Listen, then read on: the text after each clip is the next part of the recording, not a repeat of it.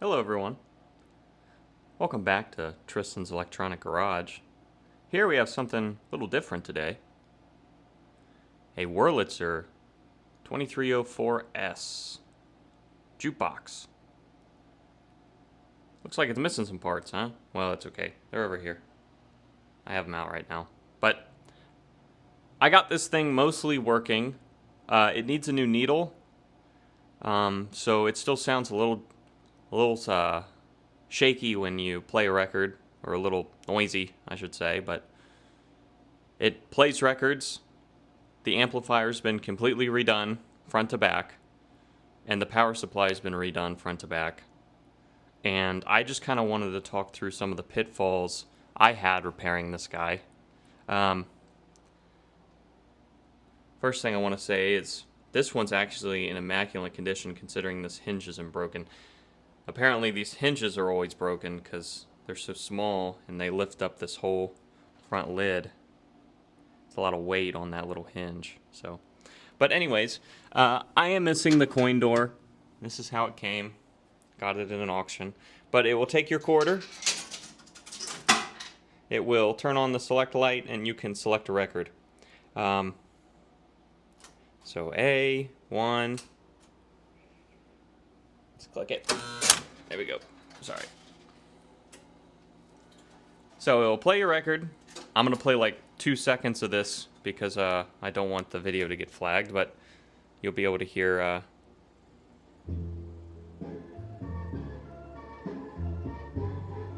Sounds pretty good, right?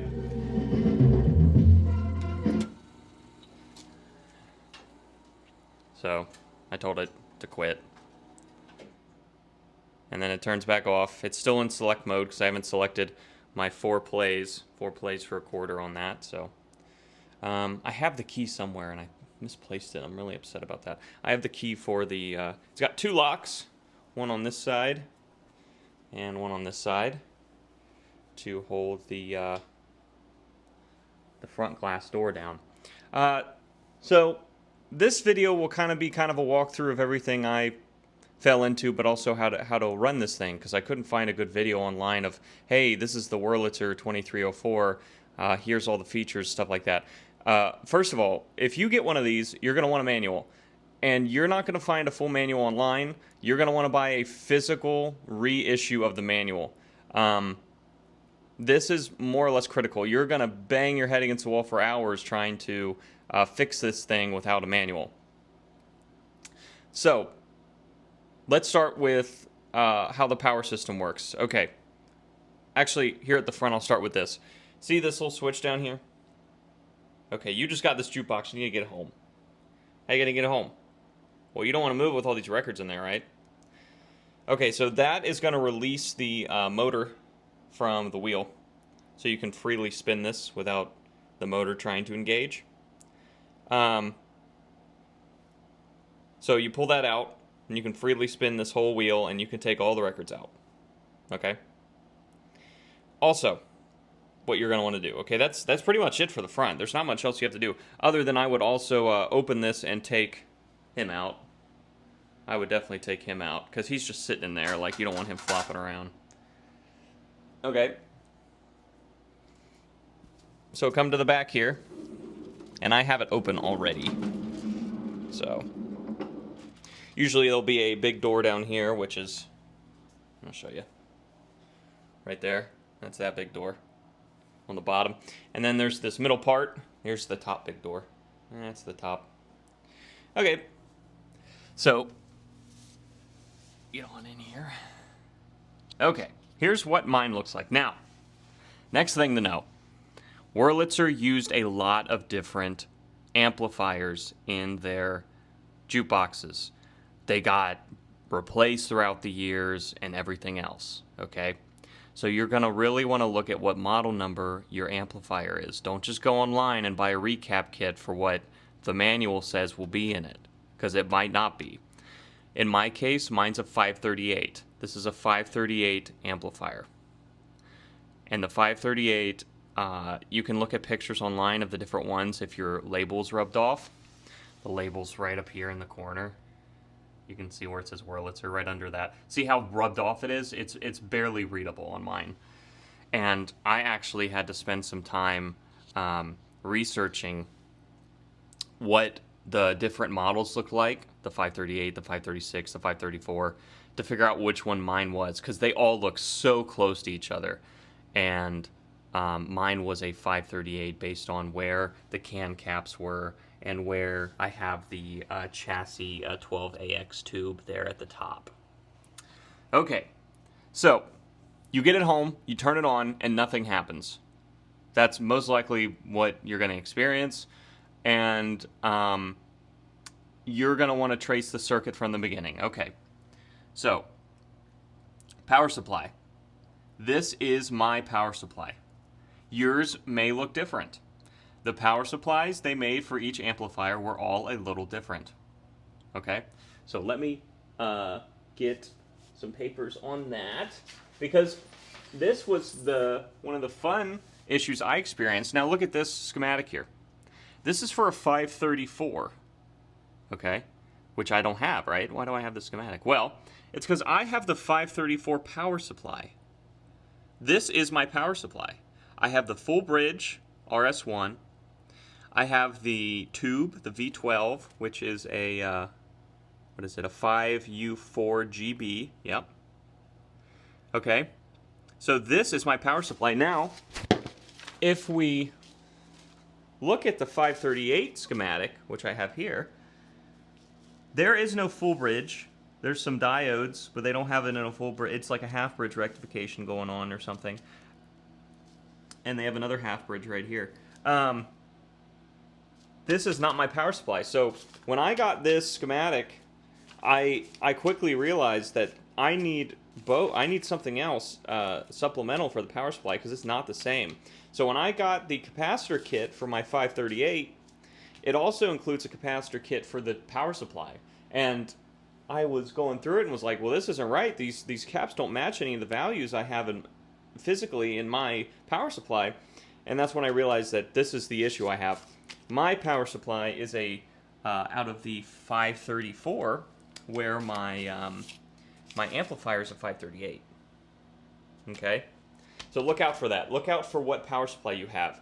Look at the components you have on top. If you have a tube, if you have a full bridge rectifier, and replace accordingly.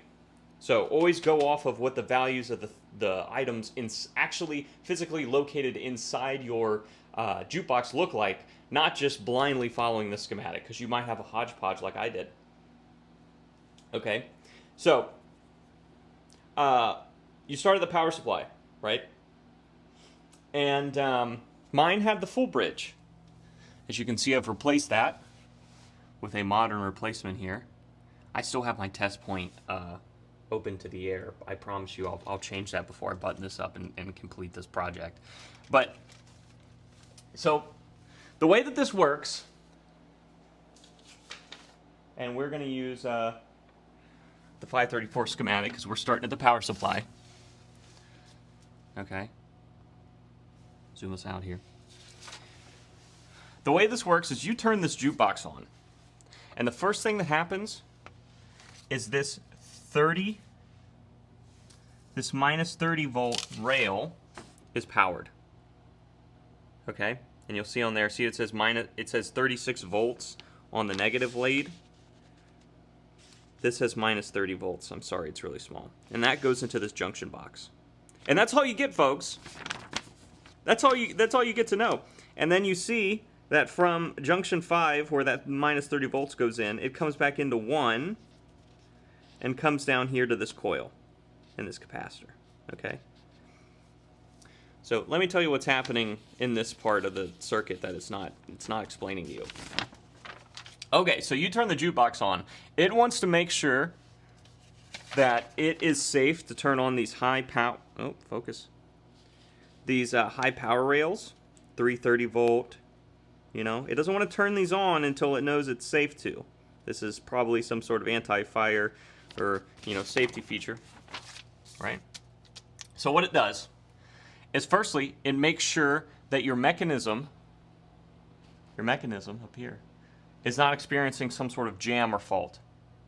Okay, so your cord goes through this full bridge rectification to minus 30 volts.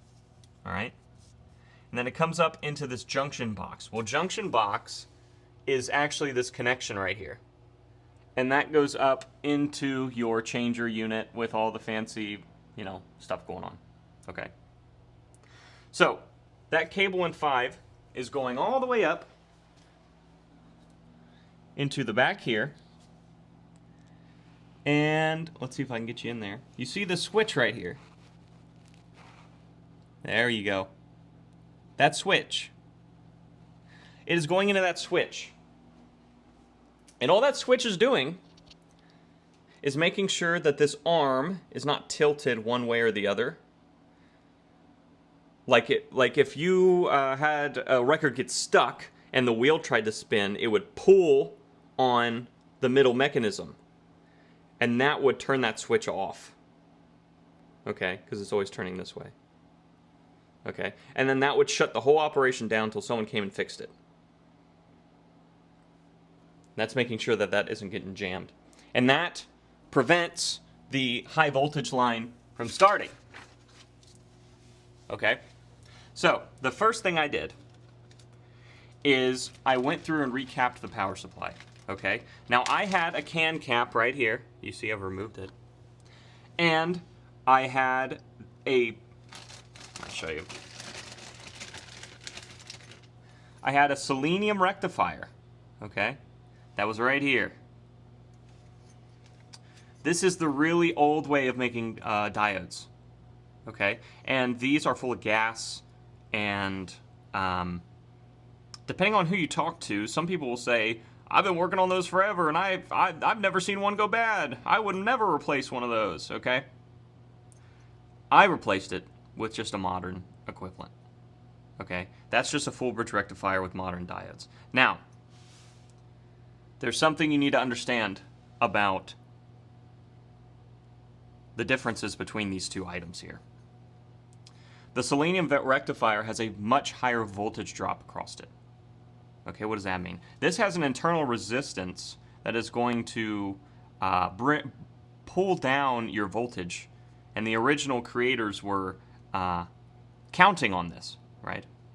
So, if you put in a modern one where you should have minus 30 volts, you might have minus 32 or minus 33, something like that. And you might be overrunning your motor. And what you might experience is when this mechanism spins to select a record, it might slam into the needle that it's trying to go to. Okay? And that's because you're putting too many volts on your motor, because they were expecting this. So, in this circuit that I have, you have to do a little math. Now, this is going to be experimental. You're going to put a resistor in line with your output, and you're going to bring that voltage as close to minus 30 as you can. And you're going to change resistors until you get it as close as you want, okay? You can just leave it. You can just leave it, but you risk breaking this mechanism if it's running it way too hard. Mine's doing good now. Okay, so that is some notes on the selenium rectifier. If you're just trying to troubleshoot your issue, I would not start with this. I would assume this is working, considering some of the jukebox repairmen I've talked to, repairmen, say that they have done hundreds of jukeboxes and probably only seen a handful of these bad in their life.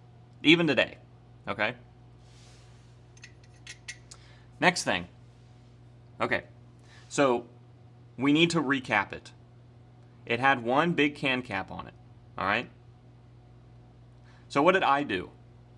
So I got the capacitors needed, so you're going to read the side of the can cap. The can cap will tell you, or better yet, if you know exactly what your power supply is. Oh, come on, buddy. You can do it, I promise.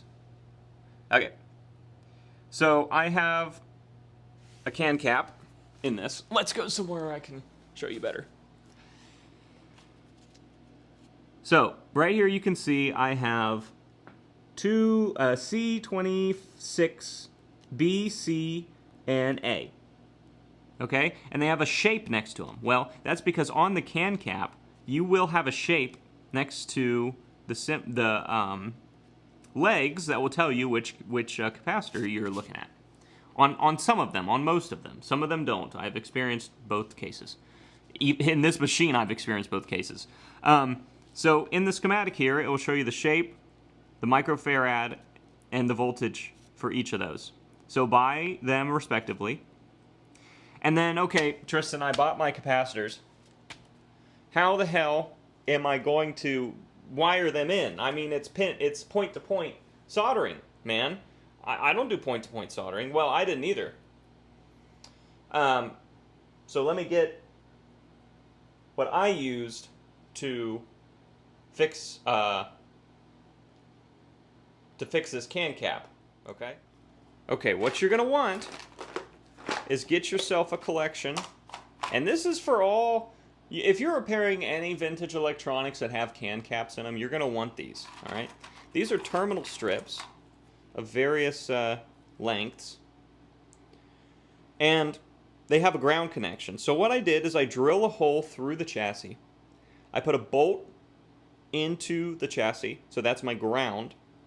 And then I connect the positive leads to the capacitors, one to each of their own lugs, so they're independent, and then wire them into the circuit as it says they should be, and most of them all go to ground.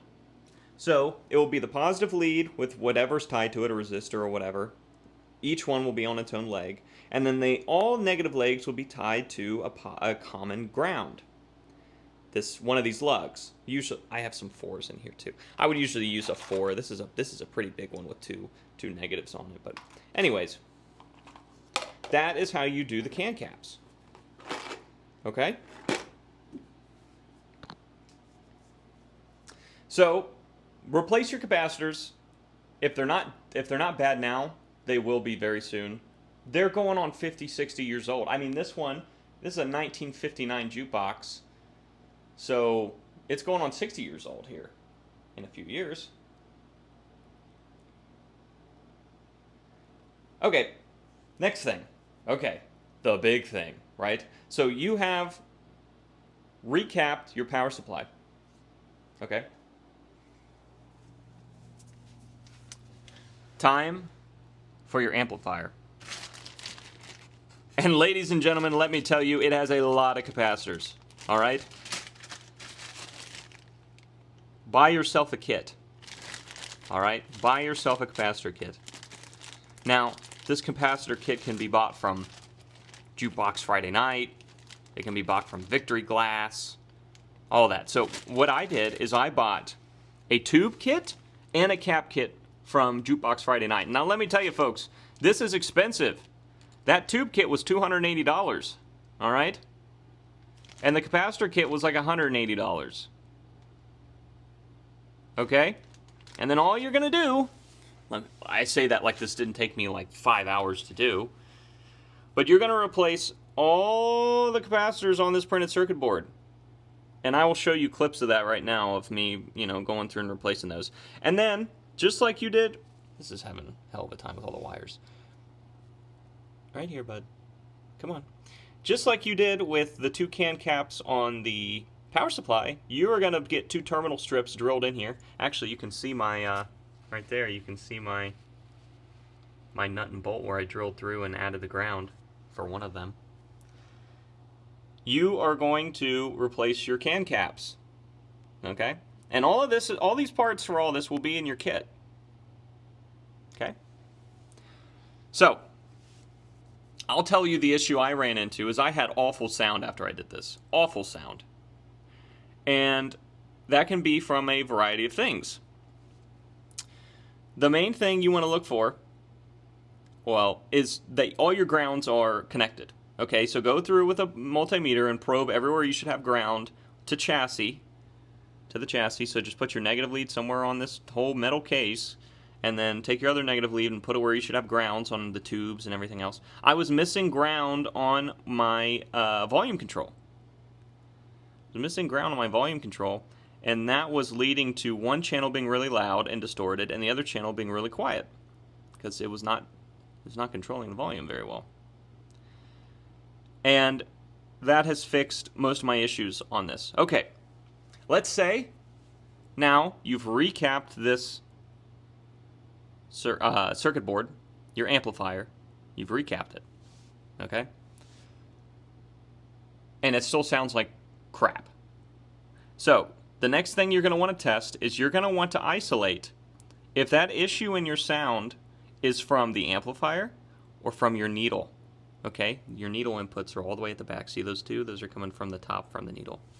So, to do that, you're going to get some other input that's not the needle. So like a CD player or your iPhone or something. I actually use my iPhone. I'm not kidding. I literally just get a connector to my phone and play Spotify through the amplifier. Okay? And it plays a heck of a lot cleaner through my iPhone. So that's how I know, okay, yeah, I need a new needle. My needle is weared out or, just not producing the best sound quality. So that's one thing I haven't done yet, is gotten a new needle on it. But, okay. So make sure you have all your grounds. You're also going to want to make sure that your power supplies... Now, all of this I would not do unless I was having an issue. Okay? I would recap this whole board. Recap it. Leave the original tubes in and see how it sounds. Don't spend that $280 till you know you need the tubes, unless you have a tube tester. If you're someone who has a tube tester, you can just take these and throw them in it, look up what the specs should be, and see if they pass all the tests, and then you'll know what tubes are bad. You could just buy the individual tubes you need without buying all of them for dang near $300, right? Well, I have a tube tester, but it's been giving me problems recently, so I haven't been trusting it. So I went ahead and just bought the whole kit, because that was the easiest way to get this thing up and running again. Now, are these 6973s good? Possibly. Possibly. They were showing me a good amount of leakage, though, so I think they were on their way out.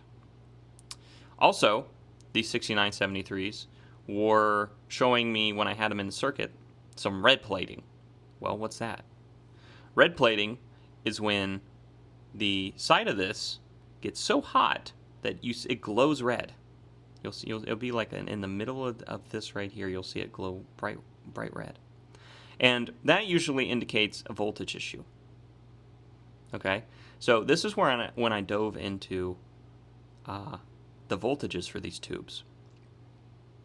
Okay? So this section of this video, if you have recapped this board and it sounds good, don't listen to me. Okay? You're done. You've completed the general repair of this thing. All right? The only other thing you'd want to do is probably do some oil lubing up here and make sure all the gears are clean, and just like an old pinball machine, make sure all these contacts are nice and clean. And you're golden. You got a working jukebox, my friend. All right? But if you don't, stick around and I'll talk to you more about the troubles I had. Okay? So let's get our schematics back out, because that's where we got to go.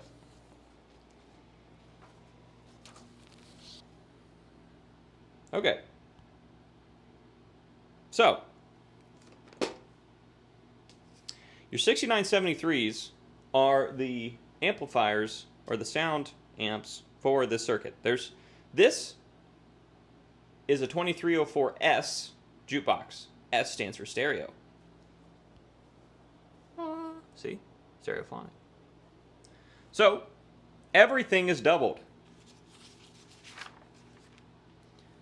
You're going to see two 6973s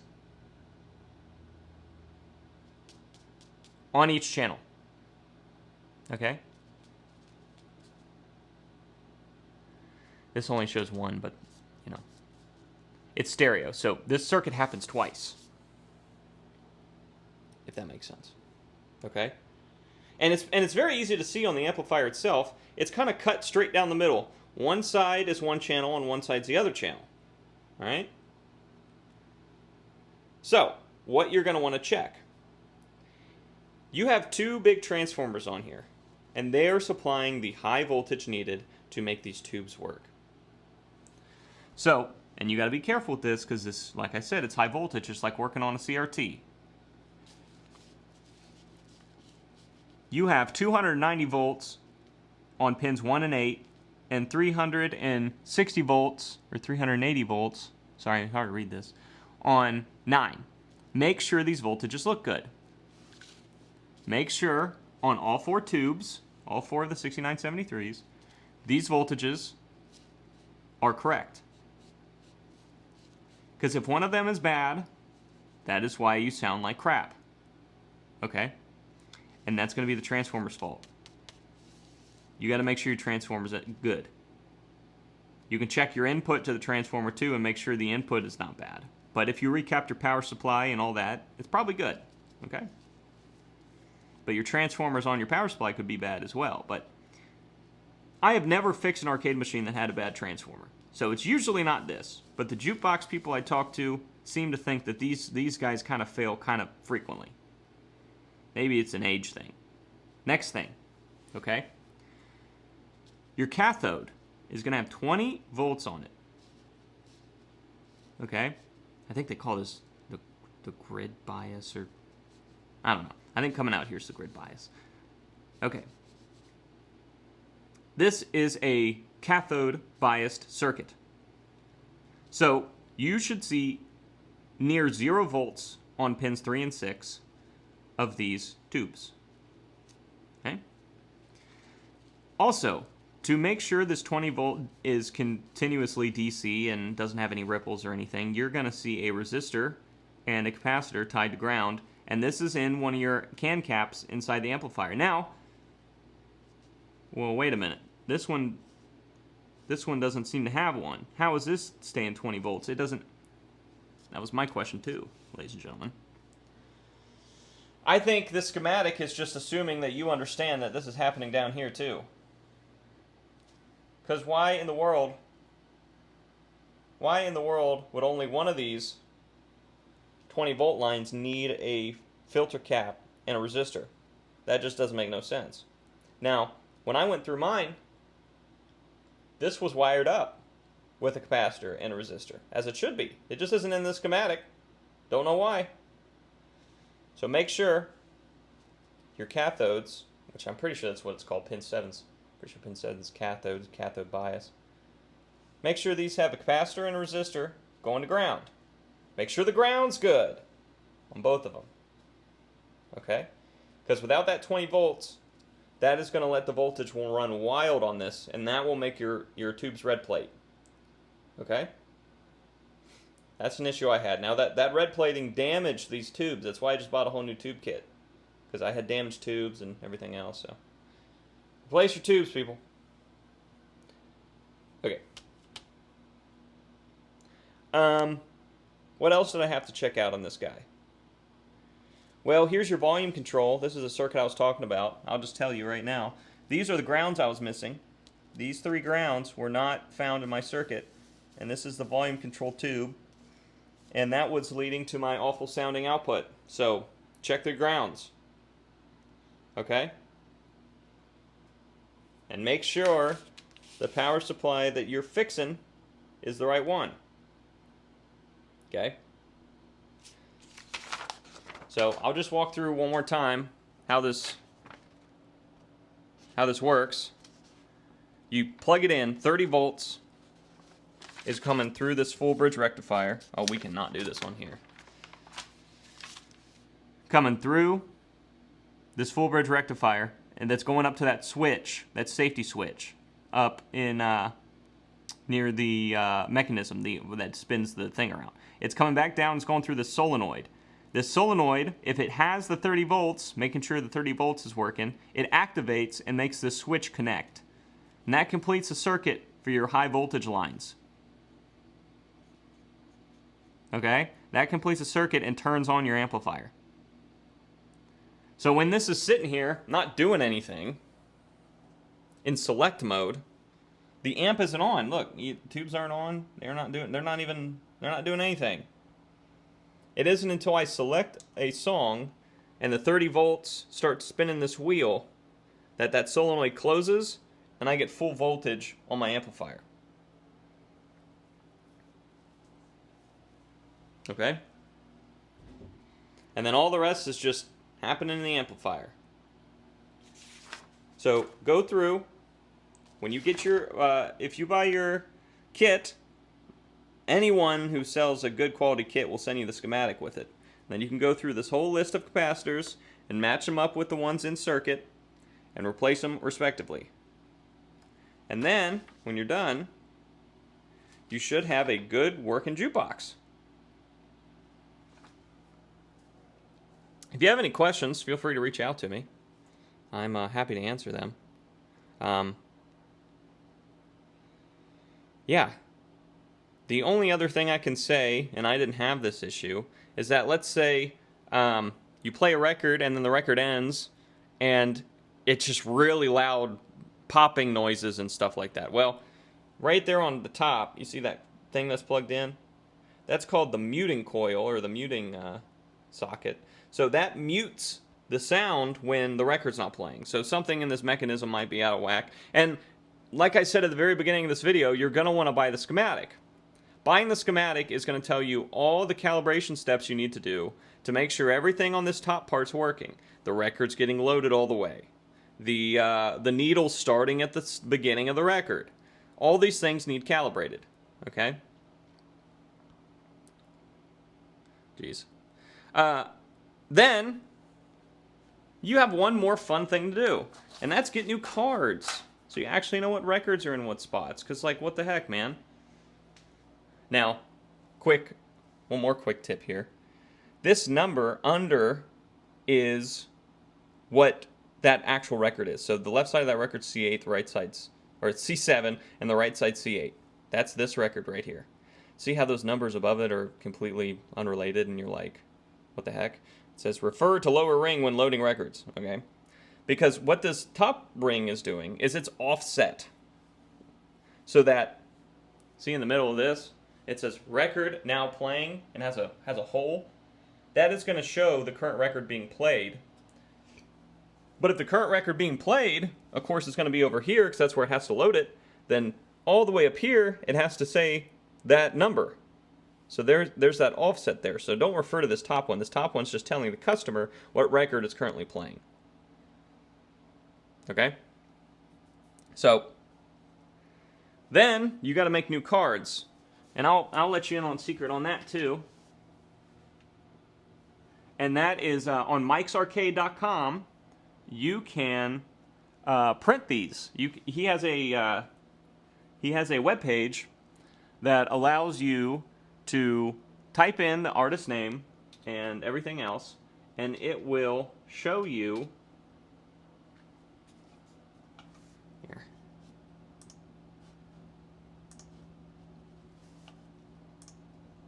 Title strips. So that's the page, mikesarcade.com, title strips. So here you go, you can type in the title of A, the title of B, and the artist name. Now, if your record's got two different artists, you can put that. You can put publisher information. I don't do any of that. But so I did an example of this. Is just literally has one record on it. But look at that. That's where you come out looking. And then you can cut these out and put them in, and that saves you a crap ton of money because these are expensive if you want original ones, especially if something like Frank Sinatra. All right. So just print them out and put them in, and they'll look fine. You can use thick paper if you want to make it look better. And, yeah, your jukebox is complete. Pretty cool, huh? Yeah, so reach out with me with any questions. I can try to help, but I got a lot of help along my way, too. Called a few jukebox people, and they got me on the right track to figuring out why I had a super loud channel, a super quiet channel, and it ended up being that... missing that ground on that volume control. So, get another guy here. I have no idea what that is.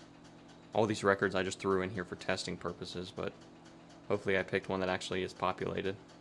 Be really unlucky if I didn't, because the only ones unpopulated are like, oh my god, I might have. I did. Yeah, so there it thinks it's playing the record. Alright. And then, when this arm goes all the way down, it knows it's finished the record. And it brings it back, and it waits on you to do something else. So let's pick something else up.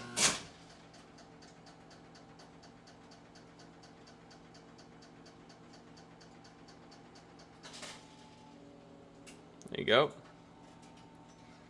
One last tip. If you ever want to stop a record or make the motor mechanism engage, just hold this. Right? That's going to stop the record, and this is your volume control. You just put a little needle nose in there, or a flathead, and spin it around. All right. This controls if what speakers you're using. So currently it's on the speakers only, but you can add aux speakers and then turn them on. If you look up 538 restored, you can see what this actually says, but it's all rubbed off on mine because it's original. So, okay. Well, I think that's it for me. I don't think I had any more tips or tricks, really. I replaced all my tubes. I replaced them all. I replaced all my capacitors. I replaced all my tubes. I just wanted this thing to last for a long time in my basement, and I wanted it to sound good, and I didn't care what it cost because I got this thing for nothing because the guy just wanted to get rid of it, and it was he struggled to find someone to move it because it's so heavy. So I took it home. I haven't installed a new belt in it. It does have a rubber belt. You probably should replace right there at the top. See? But yes, this is my Wurlitzer 2304S. Thanks for watching, everybody. Again, I'm very fresh on this, so if you have questions, let me know. I might buy some more jukeboxes in the future now that I know how to fix them. At least Wurlitzer Stereophonics 2304s. I'll buy those all day long now. Have a great rest of your day, guys. Peace.